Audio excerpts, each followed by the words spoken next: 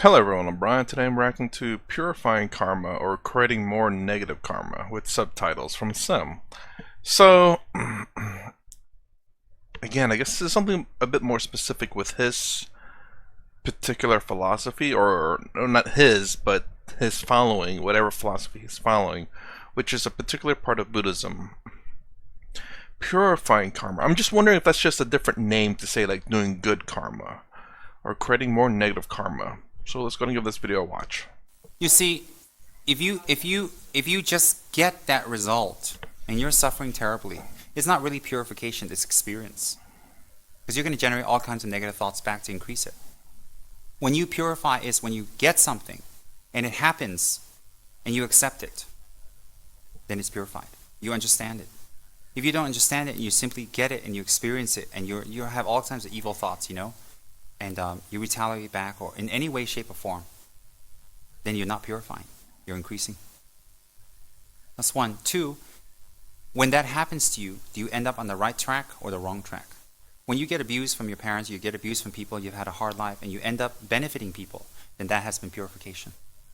If you had a hard life and you've been abused, you end up abusing other people. It wasn't purification. It's an increase. It's a situational, environmental, karmic situation that makes you suffer more because you've created the cause for that.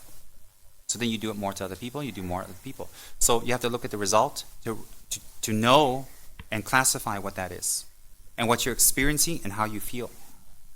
So if you're getting that abuse and you have negative thoughts back to them, then it's not purification. If you have not negative thoughts and you understand that maybe they were abused, maybe they're having problems, and you forgive them, but you try to stop it the best you can, and you forgive them, that's purification. And then if from that negative experience in your life, from the most cherished people, and they hurt you so much, and you can still return love and kindness to other people, instead of continuing that and feeling sorry for yourself and using that as an excuse to fail in life, then it becomes purification. But if you fail in life and use that as a lame excuse, and you use that as a cause to harm other people, then it's not purification. It's receiving results.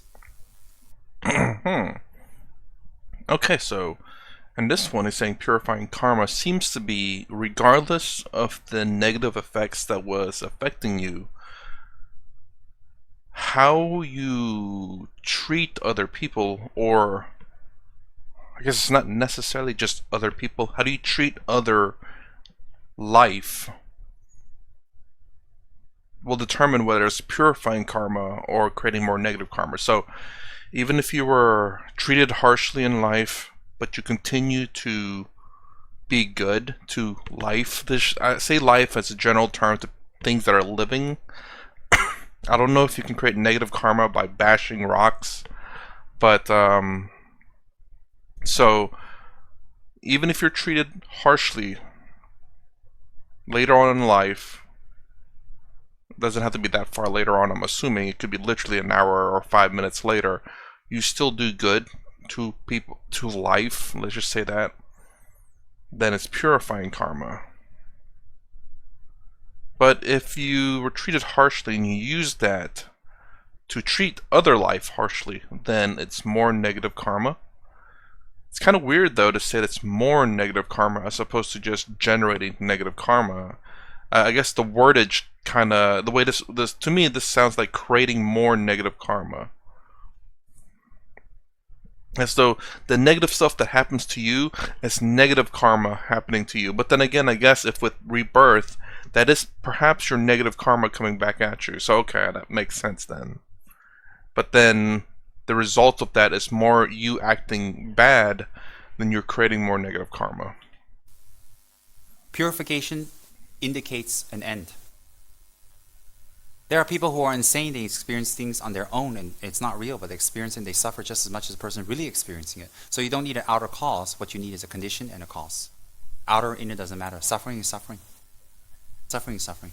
But if we do intense practice, that kind of suffering can manifest in dreams where we feel and experience everything as if it's real and it's really horrible, and it becomes purified. Why? Because we did practice so well that actual action doesn't need to manifest in the real.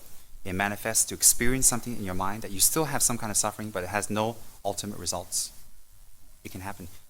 I know some monks who experience that, who do intensive prostration. When they do intensive prostration practice, it purifies the karma very much, especially physical karma. And they receive dreams of being killed or dying or vicious diseases or whatever. And they really are scared. They're jumping and scary. And it recurs every day. All of a sudden, when they finish the retreat, the dreams stop.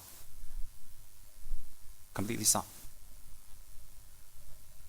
So you can, the karma comes, how it comes in intensity is what you do about it. What you do about it. Okay? Okay, this was a pretty short one, but I was kind of curious about how he, I guess, how you purify karma versus creating more negative. Obviously, doing bad, you create negative karma. But it's really, I've not heard, obviously, the other gurus and swamis talk about purifying karma. They talk about good karma. But perhaps these are just kind of words that are interchangeable, purifying and good. Or maybe not interchangeable, but mean the same thing. Purifying and good. Meaning that creating good karma or purifying karma are very similar, or are actually the same. So by creating good karma,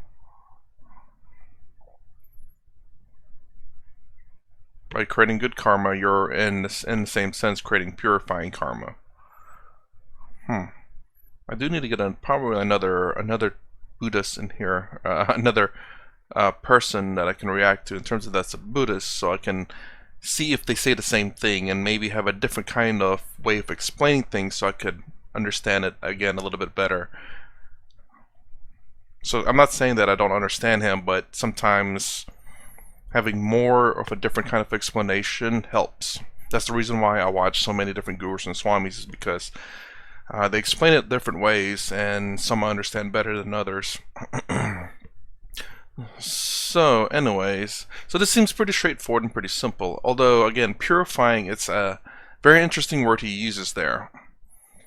Because I've not heard, again, like I said, the other gurus and swamis talk about purifying, but instead it's being good karma, which seems to be the case.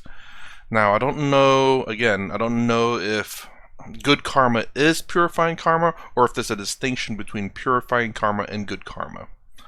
Let me know if you actually know, because it seems very similar at this moment, especially the way he explained it, meaning that regardless of the bad things that happen to you, you're a good person, you will generate good karma or purifying karma. Anyways, some more action. If you like my content, please consider subscribing, thumbs up, thumbs down below. Thanks for watching. I'll see you in the next vid.